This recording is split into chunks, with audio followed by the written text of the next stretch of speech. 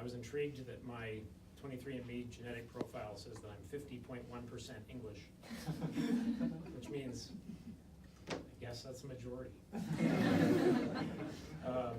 But I served my mission in Nova Scotia and have pictures in my mission of me wearing like a kilt and the bagpipe and some of the things from Nova Scotia, which has a very strong Scottish tradition. My main interest and love for England is, I have a great love for Europe more broadly. I've had a chance to make it to every country in Europe and love many of them. England is a special place. Academically, I'm a political scientist and I study the Muslim world primarily. And I spend a lot of time thinking about the British Empire and how Britain essentially took over large portions of the world, and trying to understand why that was the case and how British Empire has shaped world history. And that's going to be one of the themes that we'll talk about. I'm also a student of democracy. I'm really interested in what makes democracy work and what makes governments thrive, and people, what makes people participate in those governments. And England is a remarkable case of democracy, so that's going to be one of the main things that I'm going to be focusing on with you over the course of the summer. I'm going to turn the time over to Erin Rose for just a moment, but before I do that, I want to hand this out. Could you help me? Of course. A bit. Everybody needs to take one of these sheets. Here, you take one and pass it around. While they're going around, let me introduce them to you, what's on here to you. So one of the assignments for this spring course is for you to work in a group of 4 people to present in about 10-15 minutes. It's not a very long presentation, but to present to the broader group some initial ideas based on some research about particular topics in the UK. And we have divided up our days so that there will be 2 student group presentations each class period. So these are just teaser presentations, and we'd like you to be able to present on something that you care about. And so we need you to put your name on this. That's quite important. Place up here, put your name. You need to have a pen or a pencil. Is anybody missing a pen or a pencil?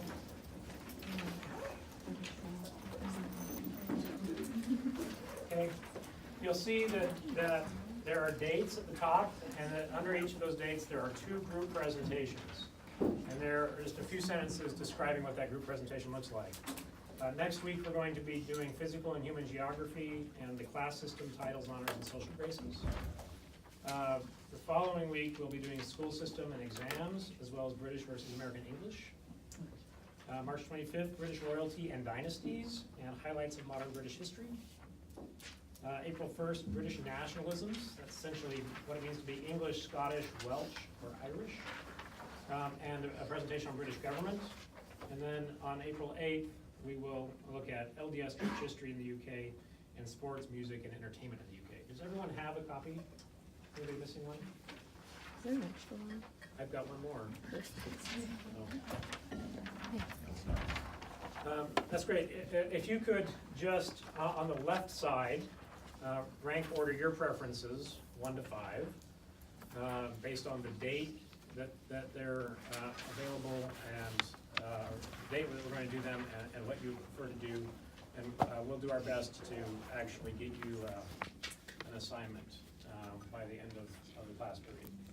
If you are traveling from afar, so if you are coming from Utah State, for example, and you are not willing to commit to a presentation in Provo on a particular date, that's okay. You're not obligated to do that. Okay. But if you are in town, we would ask that you participate in that. But we'll talk a little bit more about our spring term course, or our winter second block course here in a minute. But let me turn the time now over to Erin Rose, who's going to walk you through some basics about the London Center and policy, student handbook, and give you a chance to ask any question you want. Yes? Sorry, we just want to make sure that we're doing this right. So it's 1? One is number 1. That's your first choice. Number 2, second choice. Number 3, third choice. Up to 5. Thank you. Okay. How can I help you?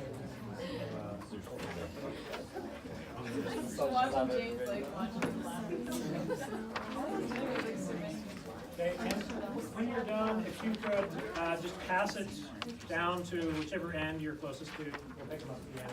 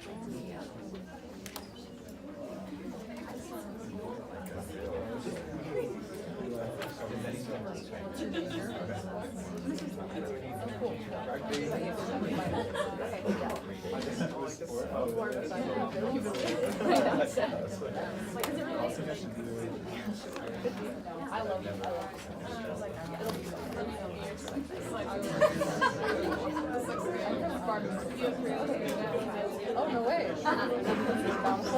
Alrighty, are you, all done with that thing? You need to pass it down, or what are they supposed to do with it? Yeah, when you're done, pass it to the edges, I guess. So, thanks for letting me come and join your prep course tonight.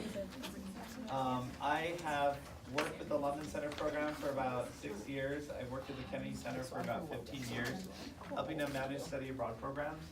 It is, even though it doesn't sound exciting times, you're in for a huge treat. It had a remodel a few years back, and it's beautiful. And so I hope you really enjoy it. I consider it my home, and I hope that you consider it your home too, but within reason. Whenever I tell people, yeah, just treat things as you would at home, I've realized that that's very relative. That some people treat things at their home very different than other people treat things at their home. So I just want to go over a few things with you today, and sorry the quality of the photo's not that great because of the lighting, but that's okay. So first and foremost, welcome to the London Center, number 27 Palace Court. Before you leave, you'll get from our office just a sheet that reminds you of the address and some tips on arriving at the center, like trains you can take, tube stops around the area, but it's very central London, very accessible. To get into the center, there is a door code that you will use every time you come and go from the center. It is a secured building, so we don't just leave the door unlocked. We don't let people in unless we know who they are. So if you're ever there and somebody rings the bell, it's best to retrieve one of your faculty directors to help take care of anyone who's coming to the front door. I'm not going to tell you what the door code is here right now, but after you arrive, you'll have an orientation meeting there with your faculty directors and with the resident academic director, Alan Phillips, and with the resident managing director who manages all the facilities, Alvaro Magales. And you'll get to know those team members on that side, okay, because they live there at the London Center. And all of these people and your faculty directors are here to help you succeed. So the door code is obviously confidential and you don't give it out, and it's usually selected because it's a significant date in British history that's important for you to remember, okay? Oh yeah, regarding guests, guests, like what do you mean can they bring a friend over? They meet someone at their ward on Sunday and they enjoy talking to them and they bring them back to the center for a cup of tea. Okay.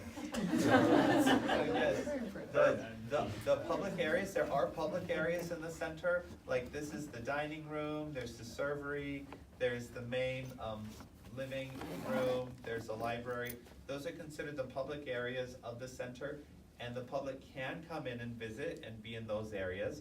The meals are only reserved for those who are participating on the program, like you, people who are paying to be there. So we can invite people over for dinner. And that includes like family members, your mom, you know, anybody who's coming through town. We can't have them coming over to have meals at the center with you. But yes, somebody can come and can visit and can see the center. Even though it's like your parent that says, I want to come visit you during the program, we don't want them to visit during the program. We want them to drop you off or to pick you up at the end of the program, because we found that it becomes very disruptive for family members to be popping in all the time and saying, hey, I'm gonna take Aubrey out for the next week to Paris, and your faculty are like, no, we have like class, we have like an excursion to Scotland, and we have lots of things going on. So that kind of makes sense why we have that rule. So yes, but if you have a friend from the ward that wants to come over and hang out with you in the main public area of the center, that's great. Private areas of the center include your dorms, and so people can't go up there, only you can go into your dorms, all right? So parents can't even go up to the dorms. It's just like they're dropping you off at the MTC, okay? Oh, and speaking of which, there's no dating, okay? There's no dating in the program at all.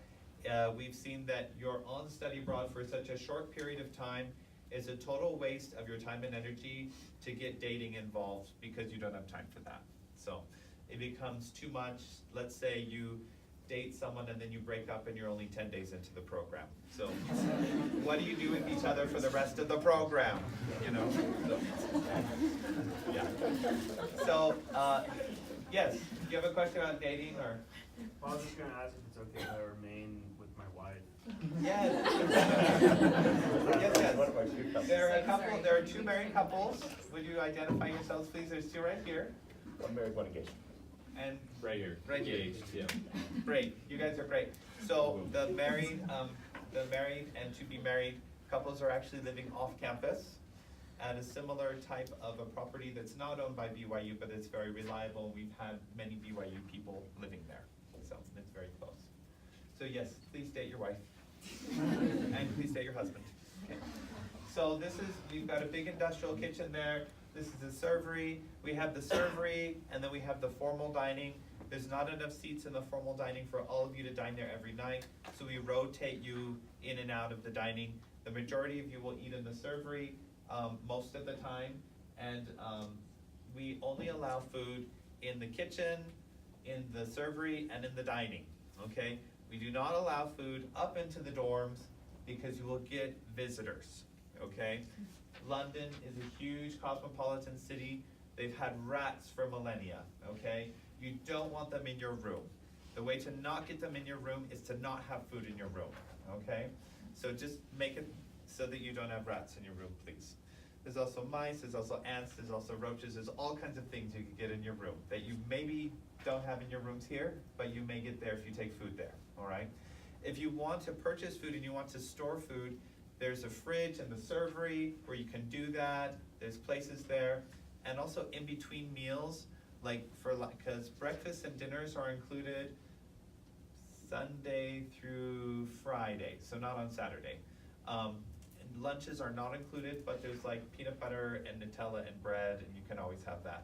And if there's leftovers from the dinner from the night before, it's put in the fridge and you can just go and have that for lunch, like the next day, if there was anything left over. Also, see what it says there on the top of that screen? Everybody is required to do kitchen duty, okay? So you'll do it like once a week, and 1 week for the program, I should say, and you'll have different teams that you rotate in and out of kitchen duty, and your faculty directors will work with Alvaro over there in London to assign those kitchen tasks and to divide up the group to do that, okay? If you have never done kitchen duty before, it'll be your first time. If you know how to do it, it'll be great. We've had some complainers who have never done kitchen duty before in their life, and they're like, oh my word, this takes so long, I'm so tired. And it's like, you know what, you'll be doing kitchen duty for the rest of your life, so just get used to it, okay? So, public spaces, like I said, we talked about public spaces. In the center, there is actually a dress code, okay? And there is one thing wrong with this photo that was taken by a professional photographer that he didn't know that he should have told this student to do differently for an official BYU photo. Can anybody identify what it might be? I've stumped you. I've stumped. She doesn't have shoes on, okay? And she not only does not have shoes on, she's putting her bare feet, she's rubbing them all over the sofa. And that would be why today these white sofas are black, okay? So please cover your feet, okay? It is a place of, it is also a public place, okay? It is not, it is not regular, but it does happen so that somebody will knock on the door and you'll open it up and it'll be Elder Holland, okay? So present yourself most of the time as if Elder Holland's gonna come to the door. Doesn't mean you're Sunday best, but it just means that you're clothed and you have shoes on and, you know, or at least some kind of nice house slippers or something, you know, I don't know what you wanna do. But just be there. Don't be in your yoga pants, don't be in your workout clothes hanging out all day, because some people work out and then they come back and they hang out in the center all day in their workout clothes. You know, come back, clean up, put your normal clothes on, and be ready for the day, okay?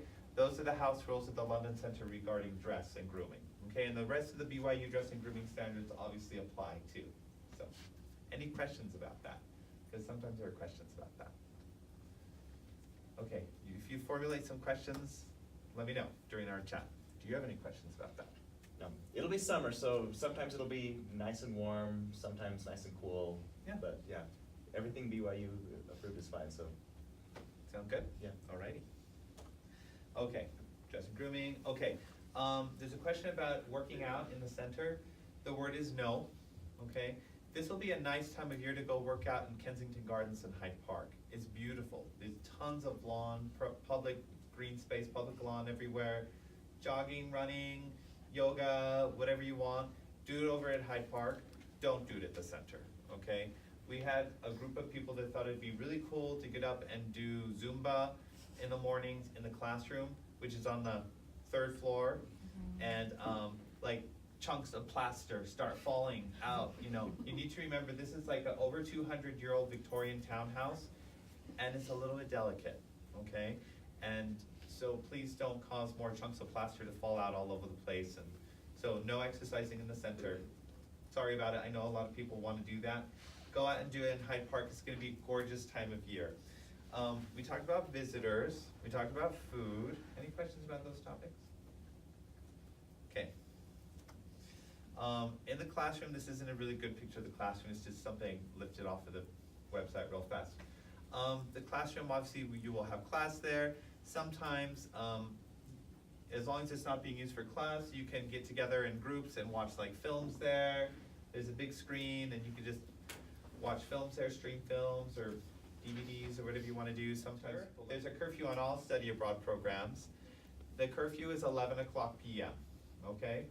Now, if you're out for a show or if you're out for another group activity, you can get your curfew approved, curfew extension approved by your faculty directors, and depending on the situation, they may grant a special dispensation for you. So keep that in mind. Why do we have a curfew? I mean, it's London. I mean, people are out all night long in London. Why is it relevant?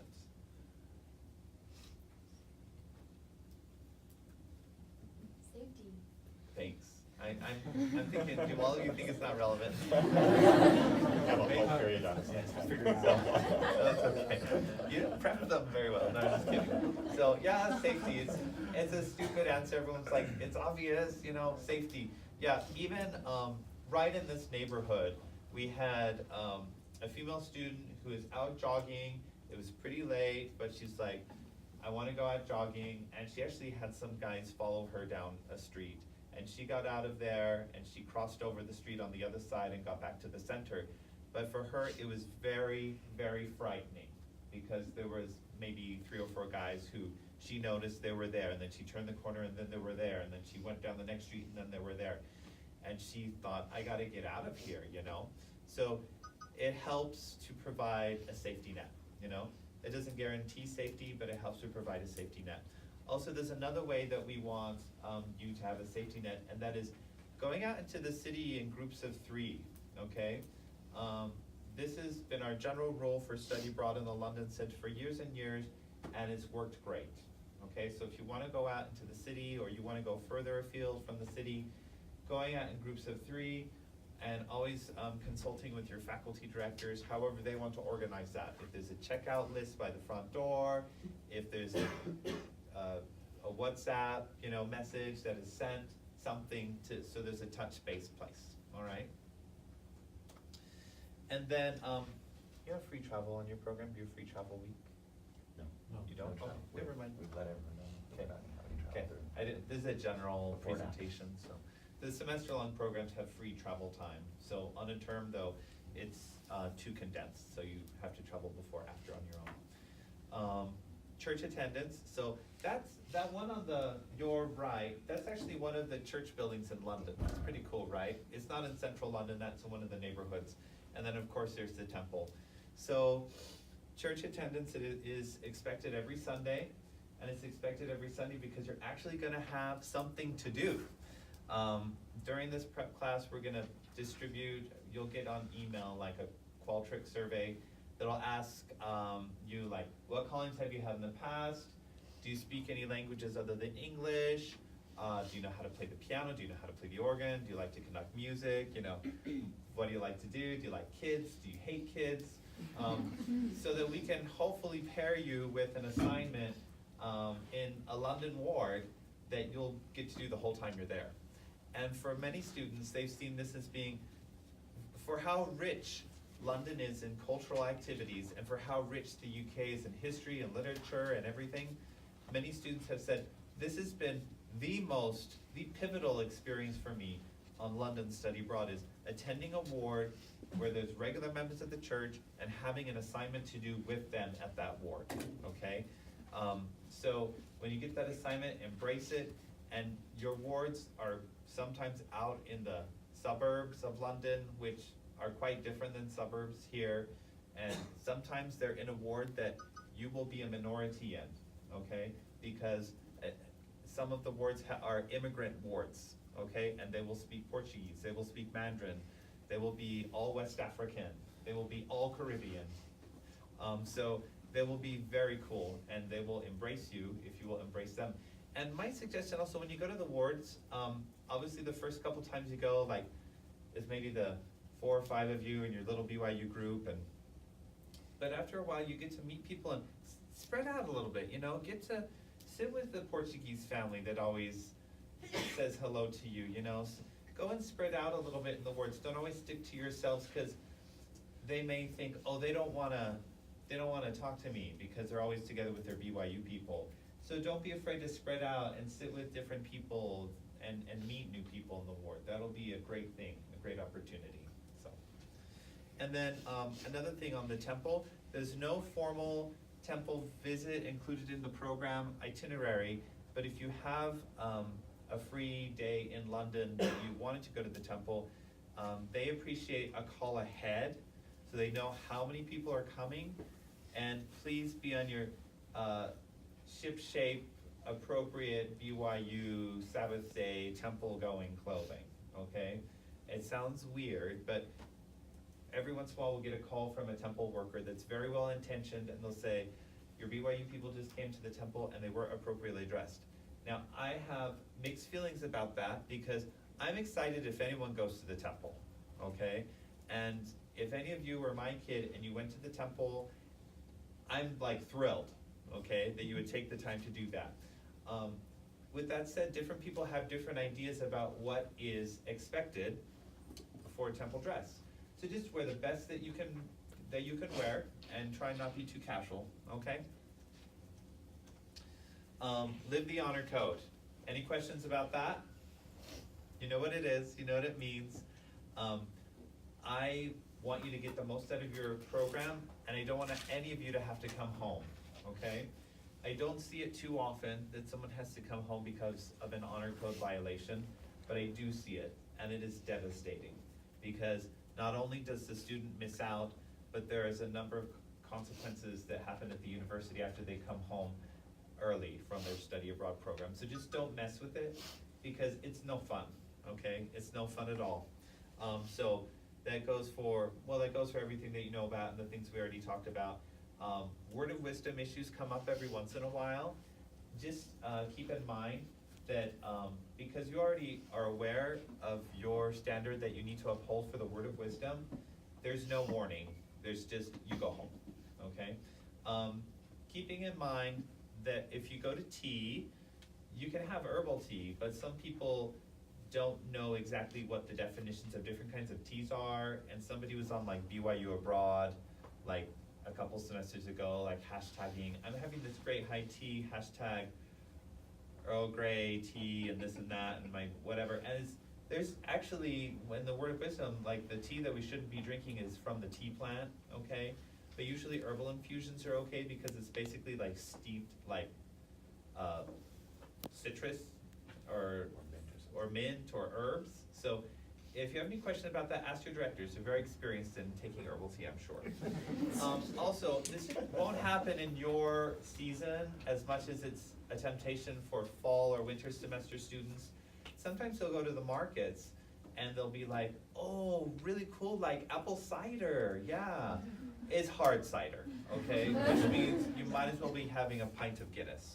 So please be careful. Now, I'm almost done.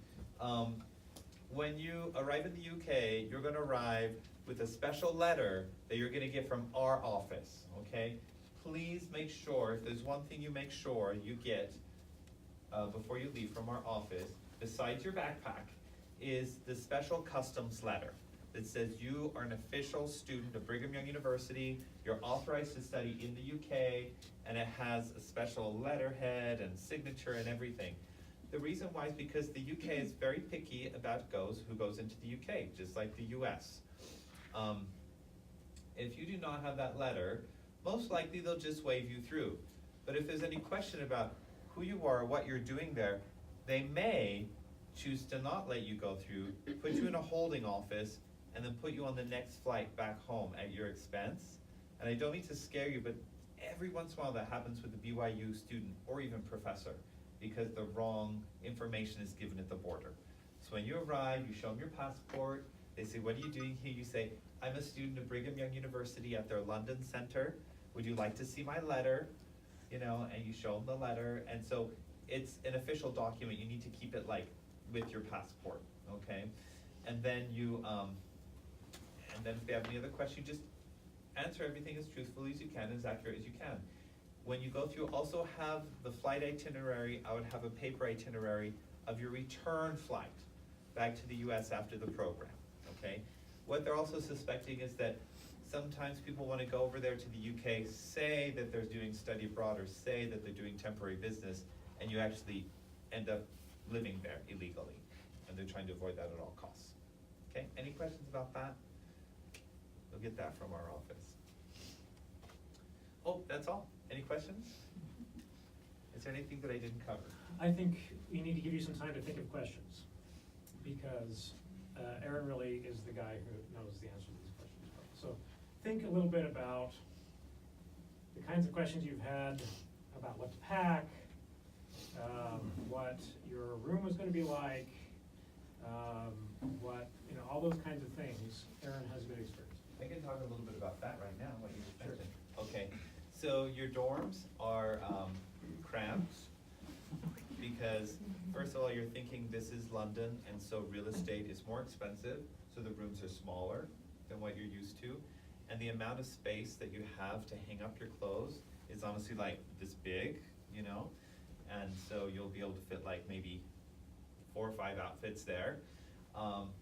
And I don't know what you're doing for packing on your program, but some programs that are summer term programs have a rule that you can only take a rolling carry-on because they're on the move and you're gonna have to get into a coach and you're gonna have to, are you guys going to France? You're going to France. And when we travel, you'll want to travel light, but what you choose to bring to the center is up to you. But as we said in our earlier email, that